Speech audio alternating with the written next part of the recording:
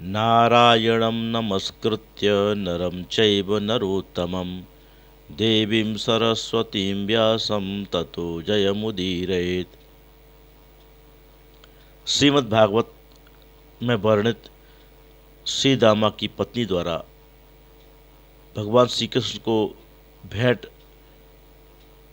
क्या भेजी गई, कथा कल से आगे की।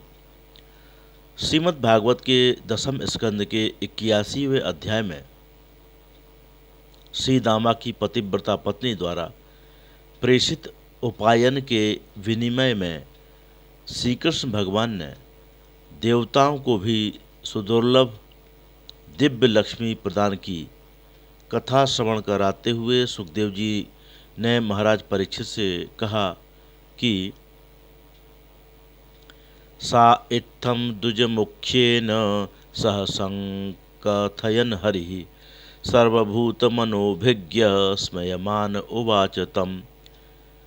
भागवत प्रधान सुखदेव जी महाराज ने कहा कि इस प्रकार से ब्राह्मण श्रेष्ठ श्री दामा जी के साथ विविध प्रकार की चर्चा करते हुए सभी जीवों के मन के भावों के ज्ञाता भगवान श्री कृष्ण ने मधुर मधुर स्मित हास करते हुए श्री दामा से कहा, हे परीक्षित, संसार में एकमात्र भगवान ही ऐसे हैं जो सर्वभूत मनोभिज्ञ अर्थात सर्वभूत मन अर्थात सभी शरीरधारियों के मन की भावनाओं के अभिज्ञ अर्थात जानने वाले हैं।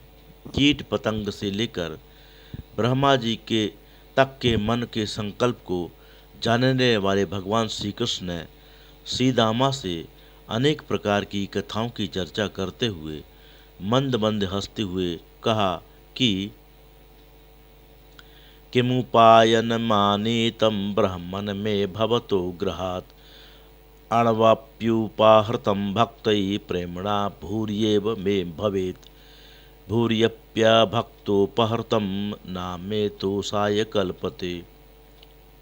भगवान श्री कृष्ण ने कहा कि हे श्री दामा, मैं अच्छी प्रकार से जानता हूँ कि आप अपने नियमों में अति सुदृढ़ हैं। जो अवश्य ही करना चाहिए उन कार्यों को आप अवश्य ही करते हैं। किमुपायन मानीतम ब्राह्मण में भवतो गृहात्। हे ब्राह्मण, आप अपने घर से मुझे देने के लिए क्या उपायन अर्थात भेंट लाए हैं? लाए तो अवश्य ही होंगे, आप संकोच न करें। प्रथम तो आपने आने में संकोच किया, संपूर्ण जीवन ही व्यतीत हो गया, आप अभी आए हैं, अब आपको भेंट देने में संकोच नहीं करना चाहिए। अच्छा ठीक है, मैं तो आपका लघु भ्राता आज भी हूँ। मेरा जैसा स्वभाव पूर्व में था वैसा ही स्वभाव आज भी है। आप मेरे स्वभाव को सुन लीजिए। अण्वप्युपाहृतं भक्तैः प्रेम्णा।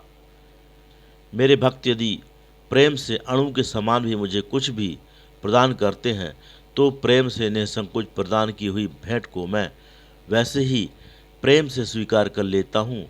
मुझे मेरा कोई कैसा भी भक्त हो, किसी भी स्थान का हो, किसी भी समय में कुछ भी भेंट करता हो तो मैं अपने भक्त के मात्र प्रेम को ही देखता हूँ। स्थान, आयु, समय, वस्तु आदि कुछ भी नहीं देखता। भूर्येव मे भवेत्। अणु के समान दी गई भेंट को मैं भूरी अर्थात सर्वाधिक समझता हूँ। मैं तो प्रेम ही देखता हूँ, वस्तु और स्थान, व्यक्ति तथा समय को नहीं देखता। मेरे स्वभाव में जितनी उदारता है उतनी ही उपेक्षा भी है।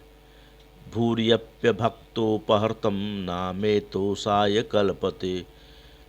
यदि कोई अहंकारी हो, अभक्त हो, एकमात्र प्रदर्शन के लिए वह सर्वाधिक बहुमूल्य वस्तुएं भी भेंट करता है तो उससे मैं संतुष्ट नहीं होता हूँ।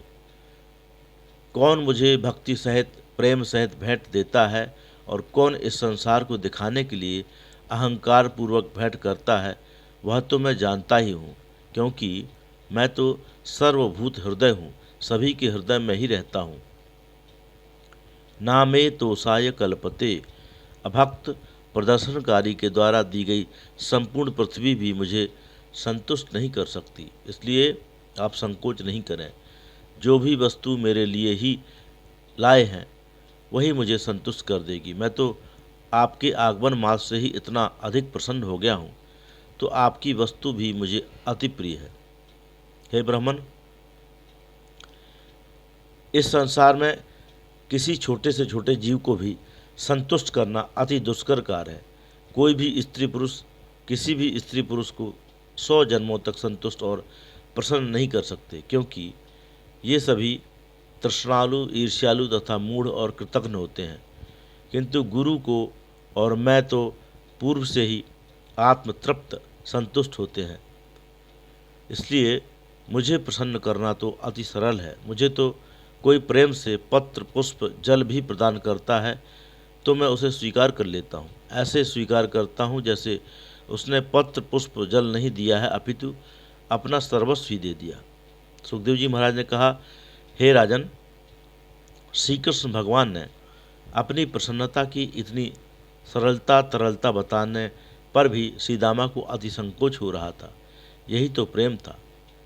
इत्युक्तोपि द्विजस्तस्मै व्रीडितः पतये श्रियः पृथुक प्रसतिम राजन न प्रायक्षदम वांगमुखः। व्यास सून श्री सुखदेव जी ने कहा कि हे राजन, श्री कृष्ण भगवान के इतना सब कुछ कहने पर भी सीदामा ने व्रीडित अर्थात लज्जा के कारण वे पत्नी प्रदत्त पृथुक, चिवड़ा, पोहा लक्ष्मीपति श्री कृष्ण को नहीं दिए और नीचे को मुख करके बैठ गए, कुछ बोल भी नहीं पा रहे थे। अक्रूर, देवकी, वसुदेव तथा श्री कृष्ण भगवान के पुत्र, पौत्र तथा पटरानियाँ इस मैत्रीपूर्ण प्रेम को देख देख कर द्रवीभूत हो रहे थे। उनको भी अति संकोच हो रहा था। राजभवन तो स्त्री पुरुषों से भरा हुआ था। सभी को ऐसा प्रतीत हो रहा था कि श्री कृष्ण ने जिस सीदामा को इतनी प्रेम प्रगाढ़ता से आदर सत्कार किया है, उन्हीं को हम सभी के समक्ष भेंट मांगकर लज्जित कर रहे हैं। यदि ये महात्मा कुछ लाए भी होंगे तो क्या लाए होंगे? लाने का पात्र भी तो नहीं दिखाई दे रहा। वस्त्रों के अतिरिक्त ऐसा कुछ भी नहीं दिखाई दे रहा है कि वे कुछ लाए भी होंगे। वैसे भी इस ब्राह्मण मित्र की वैराग्यपूर्ण वेशभूषा से ही दिखाई दे रहा है कि वे कुछ भी नहीं लाए हैं। श्री कृष्ण को द्वारकाधीश जानते हुए तो श्री कृष्ण के लिए क्या लाए होंगे, सीदामा क्या लाए होंगे? इस उत्सुकता ने सभी के नेत्रों को ऐसा स्थिर कर दिया था कि एक क्षण के लिए भी कोई अपनी दृष्टि को यहाँ वहाँ भी नहीं कर पा रहे थे। श्री कृष्ण का भेंट मांगना और सीदामा का लज्जित होकर अधोमुख दृष्टि करना दोनों ही एक कौतूहल उत्पन्न कर रहे थे। इन दोनों के मध्य में कोई भी एक शब्द भी नहीं बोल सकते थे। संपूर्ण शरीर में से एकमात्र नेत्र और हृदय तथा कान ही सतर्क थे। शेष इंद्रियों का तो उपयोग ही बंद हो गया था। कौतूहल ही कौतूहल था। श्री कृष्ण के भवनों में आज प्रथम बार ही ऐसा दृश्य देखने को मिल रहा था कि हजारों लाखों स्त्री पुरुष होते हुए भी एक भी शब्द श्रवण नहीं हो रहा था। भगवान श्री कृष्ण का मानसिक संकल्प, पत्न्या पतिव्रतायास्तु सखा प्रिय चिकीर्षया प्राप्तो मामस्य दास्यामि संपदो मर्त्य दुर्लभा।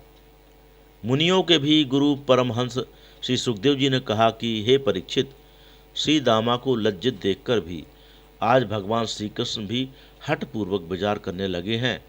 श्री कृष्ण भगवान ने विचार किया कि पत्न्या पतिव्रतायास्तु सखा प्रिय चिकीर्षया, अपने सखा सीदामा की पतिव्रता पत्नी का भी प्रिय करने की चिकीर्षा है तथा अपने सखा सीदामा का भी प्रिय करने की चिकीर्षा है।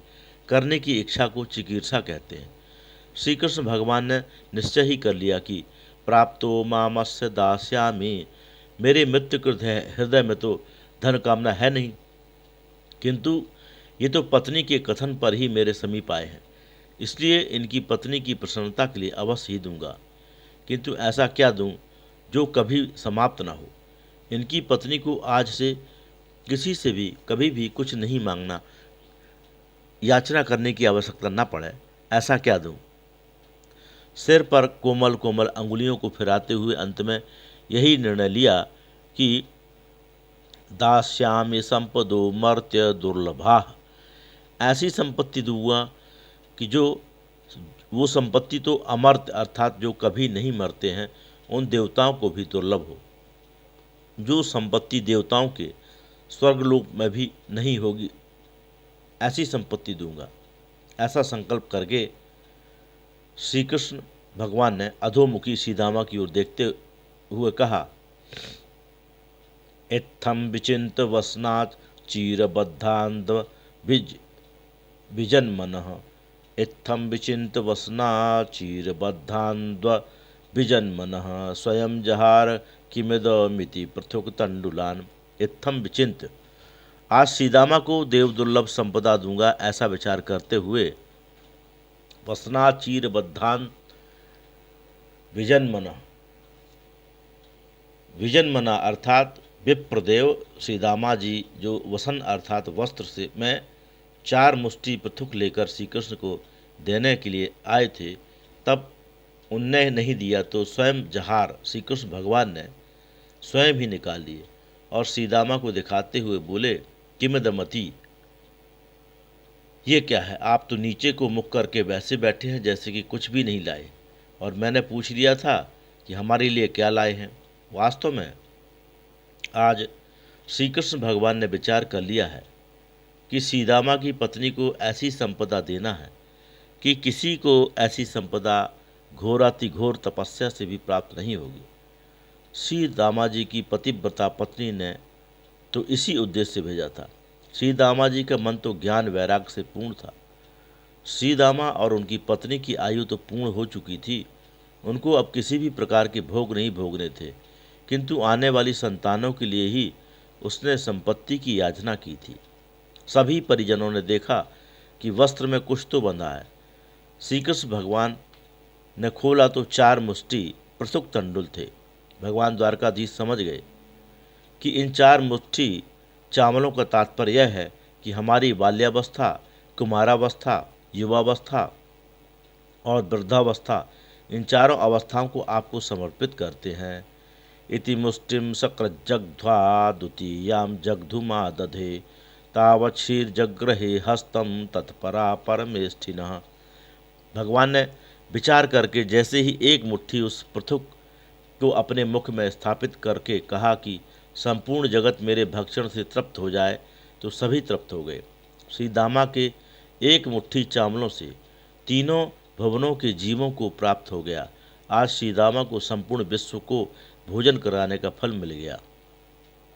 द्वितीयाम जगधु मादधे, श्री कृष्ण भगवान जैसे ही द्वितीय मुट्ठी को मुख में भक्षणार्थ डालने लगे तो साक्षात लक्ष्मी रुक्मिणी जी ने श्री कृष्ण भगवान का हाथ पकड़कर संकेत से निषेध करते हुए बोली, एतावतालम विश्वात्मन सर्वसंपत समर्थये। रुक्मिणी जी ने कहा कि हे विश्वात्मन, आपने तो एक ही मुट्ठी में अपार संपदा और समृद्धि प्रदान कर दी, इतना ही पर्याप्त है। जो भी स्त्री पुरुष श्रद्धा और प्रेम सहित थोड़ा भी भगवान को प्रदान करता है, उसकी संतानों तक की समृद्धि स्वतः ही बढ़ती जाती है।